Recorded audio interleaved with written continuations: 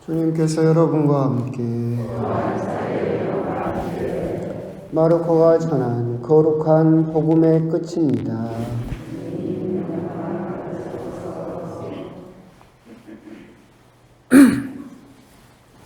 그때 예수님께서 11제자에게 나타나시어 그들에게 이르셨다. 너희는 온 세상에 가서 모든 피조물에게 복음을 선포하여라. 믿고 세례를 받는 이는 구원을 받고 믿지 않는 자는 단죄를 받을 것이다. 믿는 이들에게는 이러한 표징들이 따를 것이다. 곧 내 이름으로 마귀들을 쫓아내고 새로운 언어들을 말하며 손으로 뱀을 집어들고 독을 마셔도 아무런 해도 입지 않으며 또 병자들에게 손을 얹으면 병이 나을 것이다. 주 예수님께서는 제자들에게 말씀하신 다음 승천하시어 하느님 오른쪽에 앉으셨다.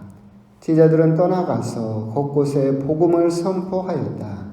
주님께서는 그들과 함께 일하시면서 표징들이 뒤따르게 하시어 그들이 전하는 말씀을 확증해 주셨다. 주님의 말씀입니다.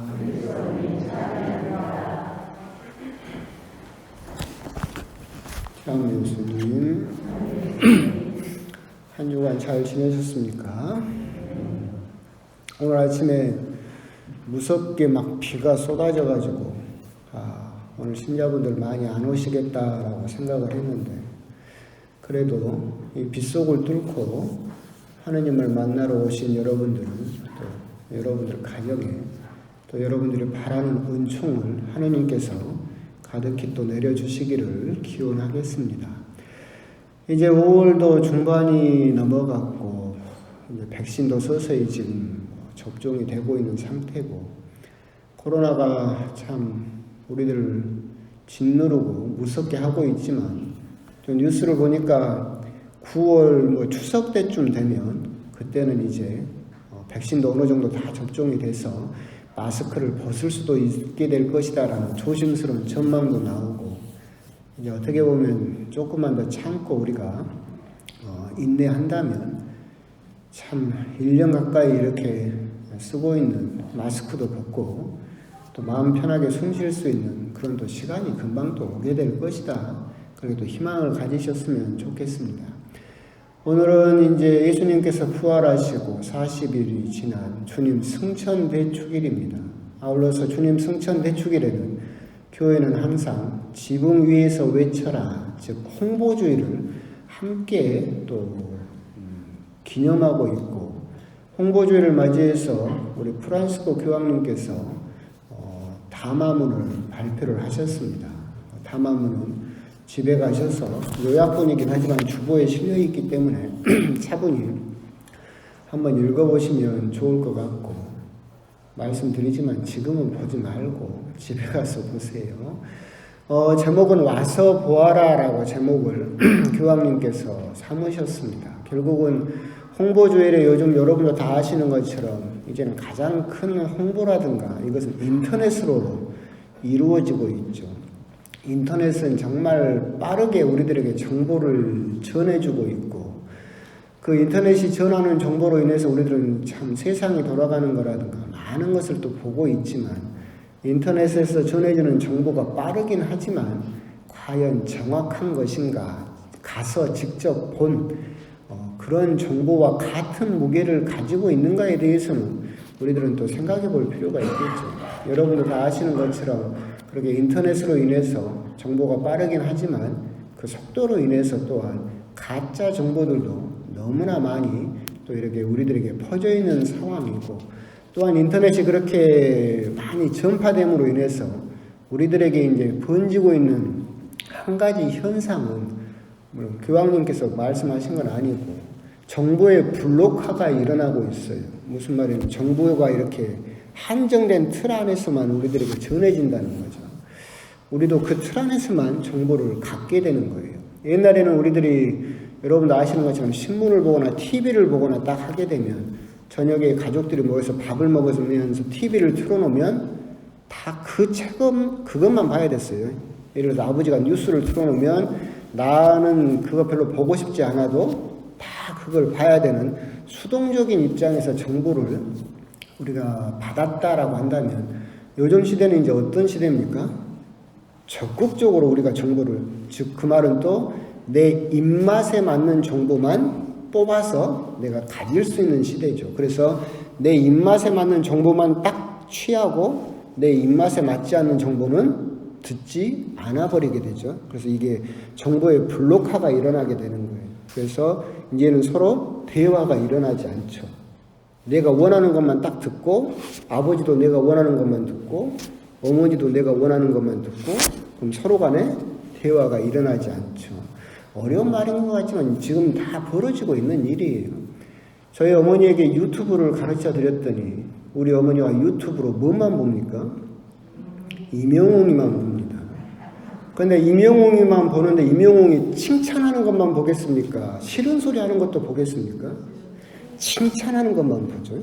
이명웅이 싫어하는 소리는 아예 안 들어버려요. 정보가 파편화돼서 그것만 취하고 있는 거예요.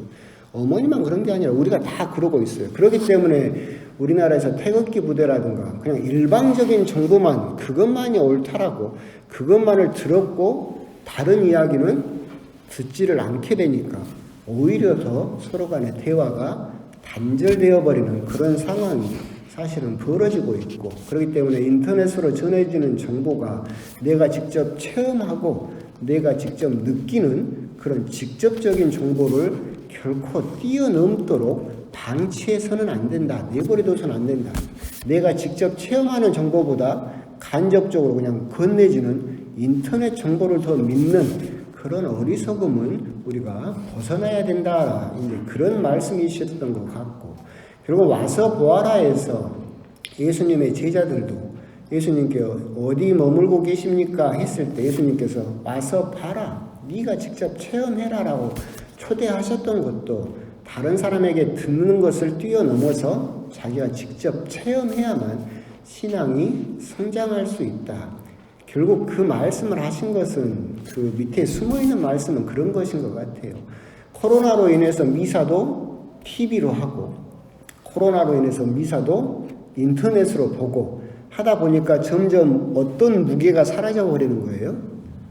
직접 미사를 와서 보아라라고 하는 직접적인 미사에 대한 체험은 점점 약해져 버리고 사람들이 인터넷으로 보는 미사하고 직접 가서 보는 미사하고 같다라고 생각을 해버리는 어리석음이 벌어지게 되고, 교황님께서는 그렇기 때문에 그렇게 인터넷으로 하는 미사라든가 인터넷으로 하는 전례가 결코 여러분들이 직접 참여해서 와서 보아라라고 하는 그런 직접적인 전례 참여를 결코 뛰어넘을 수 없다라고 하는 것을 강조하고 싶으셨던 것이 아닐까. 하여튼 댁에 가셔서 그 교황님 말씀을 또 한번 곰곰이 읽어보셨으면 좋겠습니다. 그러면서 이제 홍보주일이고, 하지만 원래 전례는 승천대축일이죠. 예수님께서 부활하시고 당신의 부활하신 모습을 40일 동안 보여주신 다음에 이제 하늘로 승천하셨다라고 하는 겁니다. 예수님께서 승천하셨다라고 하는 것이 우리들에게 어떤 의미가 있느냐? 수많은 의미가 있겠죠. 하지만 간단하게 3가지 정도의 의미가 있습니다. 첫 번째, 예수님께서 승천하셨다라고 하는 것은 이제 눈으로 보고서야 믿는 믿음의 시대에서 이제 보지 않고 믿는 그 믿음의 시대로 넘어갔다. 토마스가 말했을 때 예수님께서 말씀하셨던 것처럼, 토마스야, 너는 보고서야 믿느냐? 보지 않고 믿는 사람은 행복하다라고 하셨던 그 시대로 넘어가게 되었다. 그렇기 때문에 여러분들이 들으셨을 때 오늘 복음은 거룩한 복음의 끝입니다 라고 했고, 일독서에서 사도행전을 뭐라고 이야기합니까? 사도행전의 시작입니다 라고 이야기를 하고 있죠. 결국은 이제 복음은 끝이고 보지 않고도 믿는 그 시대로 넘어가게 되었다라고 하는 것을 의미하고 있다. 두 번째, 승천의 두 번째 의미는 결국은 예수님께서 약속을 지키기 위해서죠. 즉 임마누엘, 세상 끝날까지 내가 너희와 함께 있겠다라는 그 약속을 지키시기 위해서, 예수님께서 승천하지 않고 지금까지 예루살렘에 살고 계신다. 그러면 전 세계 인구와 함께 하실 수 있을까요? 없겠죠. 시간과 공간에 얽매여 버리기 때문에.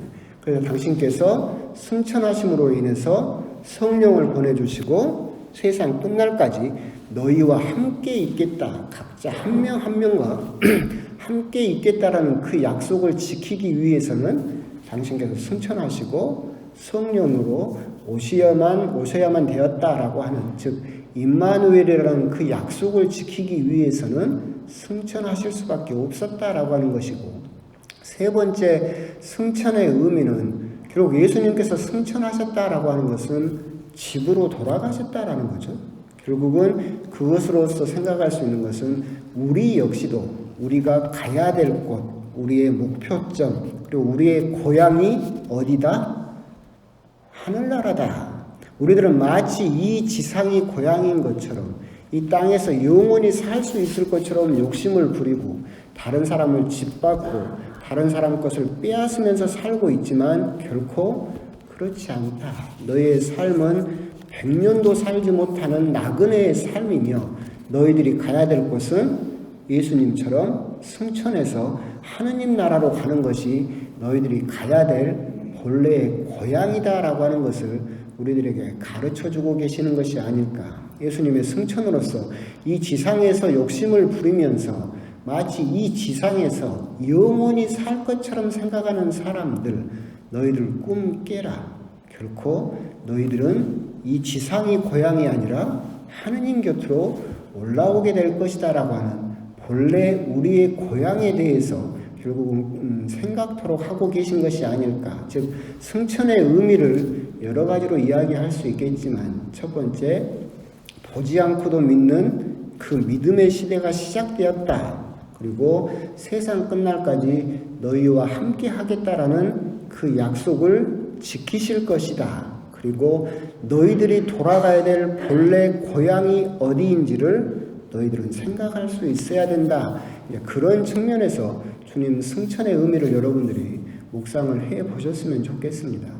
아울러서 이렇게 주님 승천 대축일에 또한 홍보주의를 보내고 있고, 홍보주의는 예수님을 알리고 하느님을 알리는 교회 여러 홍보 매체들, 가톨릭 신문이나 방송이나 평화방송이나 이런 매체들을 우리들이 이차원금을 통해서라도 도와주고 좀 관심을 갖는, 이건 좀 솔직히 관심을 가져야 돼요.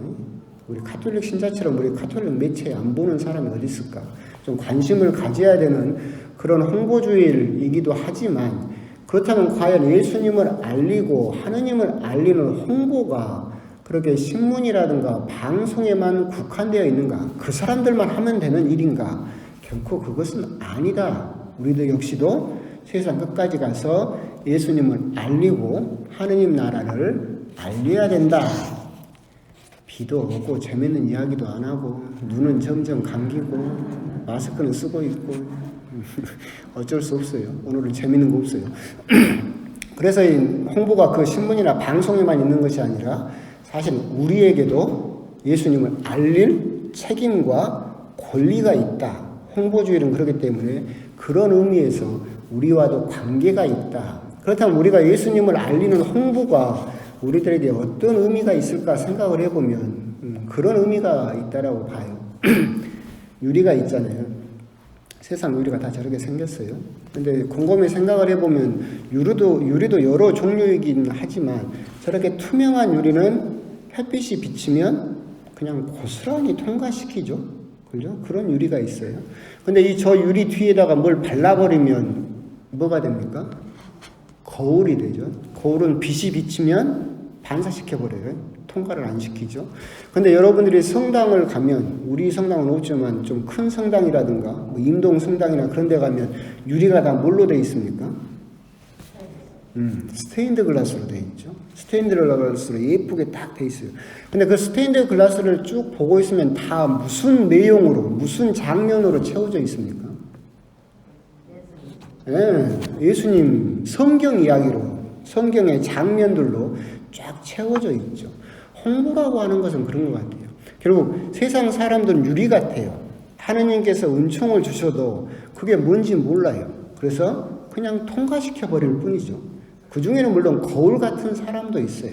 은총을 줘도 그토록 반사시켜서 나만 보는 사람, 자기 자신만 최고라고 생각하는 거울 같은 사람도 있지만 대부분의 사람은 은총이 쏟아지면 그걸 고스란히 통과시켜서 그냥 아무것도 보여주지 못하지만 우리 홍보주일에 우리가 생각해야 되는 것은 우리 그리스도인, 세례받은 우리는 스탠드 글라스 같은 사람이 되어야 된다. 즉 하나님의 은총이 쏟아지면 여러분은 그걸 받아서 뭘 보여줘야 돼요? 성경의 한 장면을 보여줄 수 있어야 된다. 무엇이 되었든 그냥 안 믿는 사람처럼 은총이 내려와도 그냥 그런가 보다 하고 그냥 아무 의미 없이 그 은총을 통과시키는 것이 아니라 은총을 받으면 그것을 여러분들은 여러분들의 가족이나 아니면 여러분 주변 사람들에게 예수님 모습이나 성경의 장면을 보여줄 수 있어야 된다. 그게 홍보의 가장 큰 의미이지 않을까. 그런 의미에서 여러분도 한번 곰곰이 생각을 해보셨으면 좋겠어요. 하나님 은총이 내렸어요.